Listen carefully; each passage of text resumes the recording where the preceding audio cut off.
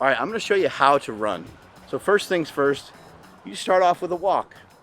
Let's say you've been listening to me for a while or listening to Stan Efferding and you've heard about the 10-minute walks. Well, one day when you're on your walk, I would just like for you to run just for a little bit.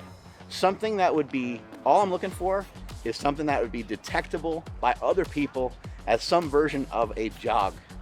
Very, very slow. Almost think about it this way.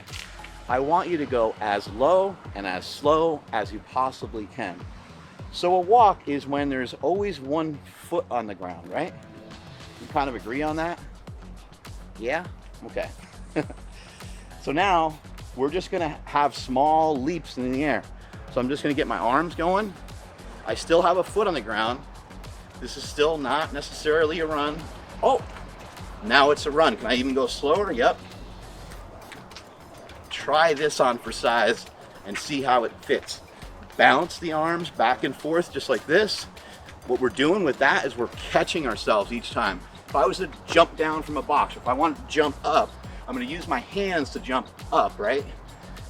If I'm jumping down from something, I might use my hands to catch myself, especially if I'm jumping down from something really high. When we run, it's small jumps. It's small little bounces.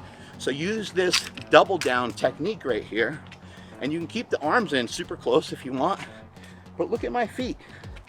There's not much going on. So how do you get into running? The only way to run is to run. So you got to get outside and you got to start to figure out a way to run. Or maybe you're even on a treadmill. There is no reason on day one for you to run any faster or harder than this. How long do you run for? I don't know, try 15 seconds. How about we do this? We just run, I'm gonna run to this big tree over here. Okay? Control your breathing. Make sure everything's feeling okay. Touch the tree. Bam, accomplished it. Maybe in my 10-minute walk, I say to myself, you know what? During that 10-minute walk today, I'm gonna do that 10 times. We're going low, low, we're not jumping. We're not getting up real high. We're not driving the knee. We're not driving the leg back. We're not doing anything crazy. We're not taking off into a sprint. Low and slow. When you start to feel good, when you start to pick up some speed, that's okay. It's okay to do this, but recognize that it's new. And when something's new, we got to be very cautious. We're not heel striking. We are staying on the toes, rolling forward on the toes. We got a slight lean forward. We're concentrating on bringing the arms back a bit. You're getting that double down right here. And head over your foot. Lean forward, head over foot. Get that double down. And after a while, after you start feeling good, you can start to turn into something a little bit better. This is also an amazing way to warm up as well. So a lot of times I'll be walking here in downtown Davis. I run the Arboretum. If you ever want to meet me there, meet me by the shovels. I'm there a lot. You can just find me and just start running with me if you want. I'm there every day. When I'm there, it's hard to say, but just come over there and see if you can hit me up for a run. A lot of times I'm walking, I'm bullshitting, listening to something on my phone, and then I'm like, all right, let's go.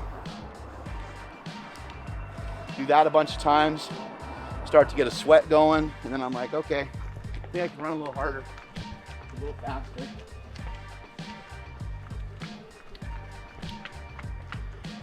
And that's how you go from kind of running like crap in the beginning to being able to turn yourself into a runner. So this method that I just showed you, this is amazing for anybody that wants to get into running, or maybe for somebody that tried running before and they hurt their knees and their lower back and their hips and everything else. You need to treat yourself really, really well, and you have to be very cautious. We get out of this zone without being prepped for it, without being trained for it, you're gonna get fucked up. So low and slow. Stick with that for a while. How about you stick with that for about 2 months? That's your RX. Mess with that for about 2 months. If you can get yourself to running for 20 minutes straight, low and slow, then please go ahead and start to move a little faster. I think it would be a good time to do it once you got that low and slow down. So that's it's also going to be hugely beneficial. This is a fat guy run. Look, fat guys know the fat guy run. Anyone who's played football or baseball and the coach turned around for a couple seconds, you would get your football pads, your shoulder pads, just making some noise when the coach wasn't looking, so he thought you were running. Then he'd turn around and you'd pick up speed, right? So we already know how to cheat the system. Use some of that cheating technique so you can start to run, and you can start to brace yourself for these impacts. I'm having a lot of people ask me a lot of questions about how do you run and not hurt your back? How do you run and not hurt your knees? This right here is how it's done. Strength is never weakness, weakness is never strength. Catch you guys later. I was not expecting so many people to shift over and to start doing some of the stuff that I'm doing. I'm just sharing what I'm enjoying and sharing what I'm doing at the moment. And because I've been running more recently, I've been sharing a lot of stuff with running. And I've had a lot of big people, a lot of very heavy people, people that are 250 pounds, 300 pounds, 400 pounds, sending me videos of them running, and I've been amazed.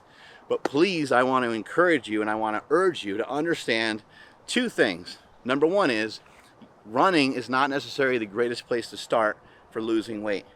Number two is I just want you to be careful. I do not want to discourage running because I think running can be great for anybody. However, if you're a bigger person, run the way that I was showing today. Run low and slow. Get that double down rhythm going, and just run very, very gently, very softly.